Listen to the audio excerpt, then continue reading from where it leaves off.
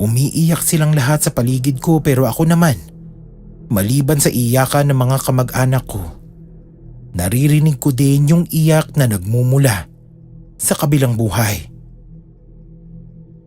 Pilit kong kinokolekta yung sarili ko habang nandun kami. Ayokong magtatakbo palabas sa takot. Gusto kong manatili doon hanggang sa matapos, alang-alang sa tita ko. Sinabi na sa amin ng tao doon na kung gusto daw ba naming makita, kailangan daw kasing merong titingin para masiguradong bangkay ng kamag-anak namin yung ilalagay doon at hindi kung sino-sino. Ang sumama lang sa loob ay yung asawa ng tita ko tsaka yung iba pa niyang mga kapatid. Pero ako, sa labas lang ako. Kasi maliban sa mga naririnig ko, parang di ko kayang makitang sinusunog yung katawan.